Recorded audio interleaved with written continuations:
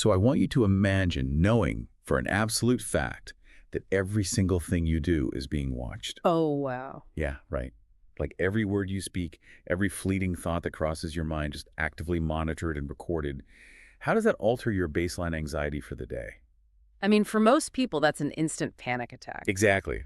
The visceral response is just this intense spike in stress Yeah. because we guard our hidden spaces. We feel secure when we're unobserved. We kind of operate on the belief that privacy is a prerequisite for peace.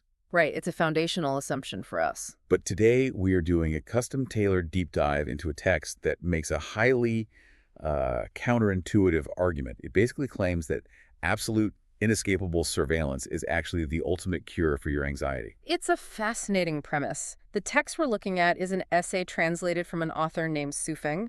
It's dated January 1st, 2021, and the title is "The Greatest Creator is Always Watching Everyone." Quite the title. Right. And it serves as this foundational document for a worldview and a group known as Lifechanyuan. And the followers of this path are called Chanyuan Celestials. Now, before we jump completely in, we should establish some ground rules for you listening, because this text touches on very specific spiritual and religious frameworks. Our approach today is going to be completely impartial. Exactly. We are not here to endorse or validate the theological claims. That's not the mission today. Right, we're just investigating the psychological and philosophical ideas the author presents. Ideas about, surveillance, morality, human behavior. And to kind of set the stage for this, I want you to picture the visual backdrop we use for these cosmic concepts. Oh, I love this visual. Yeah, imagine this sprawling, infinitely deep starry cosmos. But superimposed directly over those stars is a subtle, perfectly uniform, glowing grid. A grid over the infinite. Right, that intersection of boundless space constrained by a meticulous, structured system of observation, that's the precise space this text lives in. Well, let's get into the mechanics of that. Because before we can understand how this brings peace, we have to grasp how the author explains a creator actually watching billions of people. Because it's hard to wrap your head around. Really hard. Yeah. I mean, the author acknowledges right away that from a rational material perspective, it's incredibly difficult. We use very limited hardware, right? Mm-hmm. Vision, hearing, tasting, smelling, touching. Just basic sensory input. Exactly. So the text poses a very fair question. Can the greatest creator manage it? Can one entity actually watch everyone? And to answer that, he uses a really interesting dual approach. First, he quotes these ancient Chinese sages, noting the old wisdom that there are divinities watching over us. Right, grounding it in history. Yeah, but he knows ancient maxims don't always satisfy a modern, skeptical reader, so he pivots to a very modern, almost mechanical analogy. He points to city surveillance. Yeah, let's unpack this, because the analogy he relies on is municipal cameras, right? Yeah, exactly. The text mentions cameras in banks, in transit stations, on major traffic arteries, recording everything clearly. And if you misbehave, the records will find you out. But usually when we talk about traffic cameras and bank security, my mind goes straight to a dystopian lack of privacy. Right, it feels cold, algorithmic. Yeah, oppressive. Are we supposed to find comfort in a cosmic CCTV system? Well, what's fascinating here is how the author completely flips that script.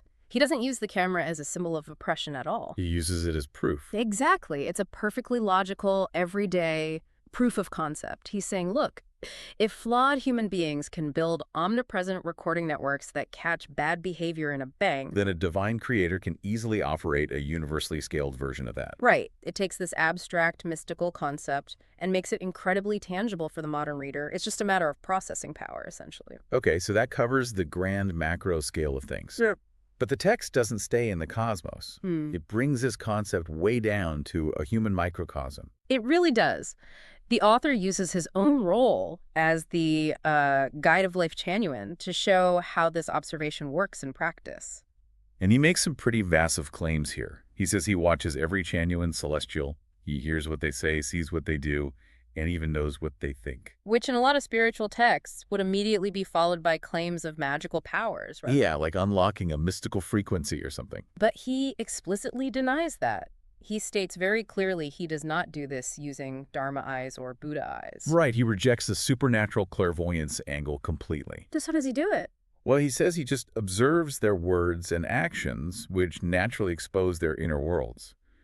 And then he notes this striking paradox, which I just couldn't stop thinking about.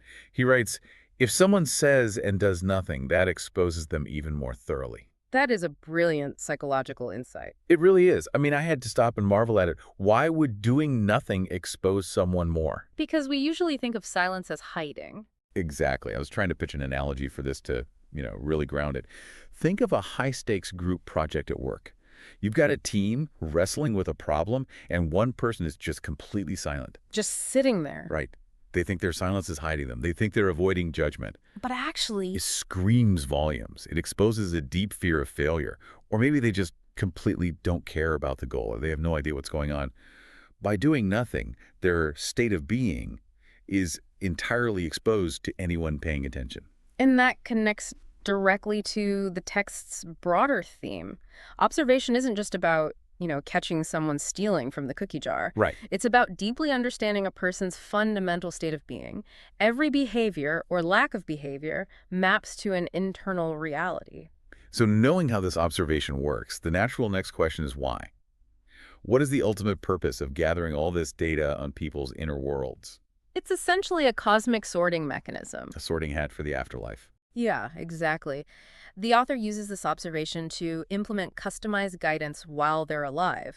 But ultimately, it's to sort followers into highly specific afterlife destinations. And the text gets incredibly specific here. We're not just talking about a vague concept of heaven. No, it outlines these distinct realms. There's the 1,000-year world, the 10,000 world, the Elysium Celestial Isles continent.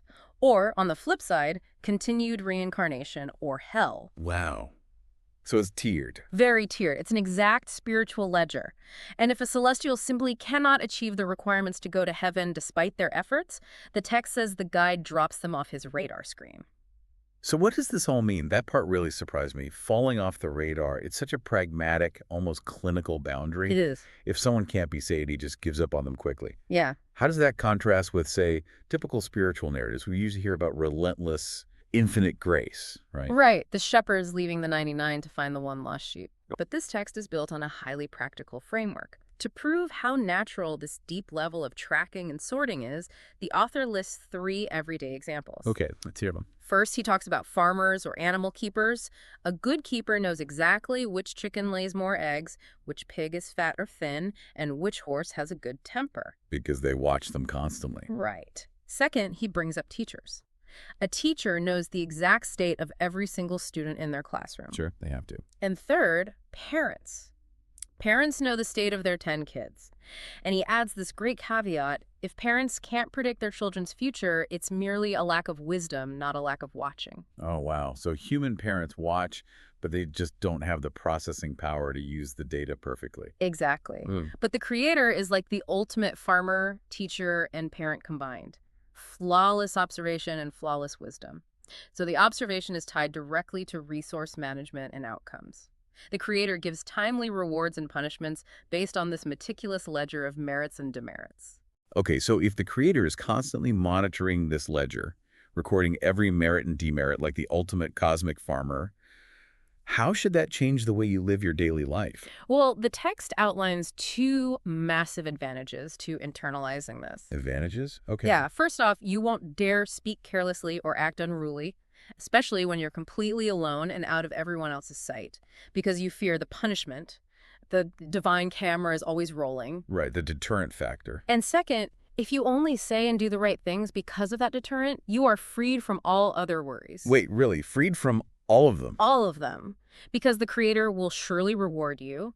You don't have to stress about the future because the ledger guarantees justice. The text actually invokes Christ Jesus here. Yes, it quotes, "Do not worry about what you will eat, drink, or wear tomorrow. First, ask for the kingdom of the greatest creator." And the ultimate conclusion he draws is that by accepting this constant surveillance, life becomes smoother. Worries, anxieties, fears, they all vanish, and you enter a very wonderful path. He even invites the reader to, quote, try it for a period of time and learn its effect. It's an invitation to an experiment. Here's where it gets really interesting, because we usually think of constant surveillance as the absolute cause of our anxiety. Oh, absolutely. But the author is selling it as the ultimate anxiety cure. If the creator is handling the scales of justice, if the creator is providing for tomorrow, the massive burden to control is just lifted off human shoulders. If we connect this to the bigger picture, It's a fascinating look at behavioral modification. He's saying, act as if you are watched constantly, remove the burden of secrecy entirely, and see if giving up that hidden life actually creates a profound sense of inner peace. Because keeping secrets is exhausting. It takes so much psychological energy to maintain a facade. If you accept that you're always exposed, you don't have to work at hiding anymore. You just exist and try to act right. So, to wrap up this deep dive for everyone listening, we've gone on quite a journey today. We really have. We started with the concept of divine traffic cameras, right? Proving the mechanics of omniscience. Then we moved to the earthly guide, exposing inner states through simple observation, even weaponizing silence. Yeah, the group project analogy. Then we looked at the practical sorting of souls into these highly specific realms, like the 1,000-year world, and the clinical reality of just falling off the radar. And finally, we unpacked that surprising promise that total surveillance actually leads to total peace of mind. It really flips the whole concept of privacy on its head. It does. And I want to leave you with a final thought to mull over today. The text argues that knowing we are watched by a perfectly just creator makes us inherently better and less anxious. Right. But as we move deeper into this era where our digital devices watch, listen, and record our every word and habit, essentially creating an omnipresent digital radar, will this human-made surveillance force us to act more ethically in private? Oh, that's a great question. Or does the text's promise of peace only work when the one watching has the divine power to actually reward us in the afterlife? Wow. The difference between a system that just records you and one that can actually redeem you, that is definitely something to chew on. Well, thank you so much for joining us on this custom-tailored deep dive today. We hope it gave you some fascinating new ways to think about observation, privacy, and peace of mind. Have a great rest of your day.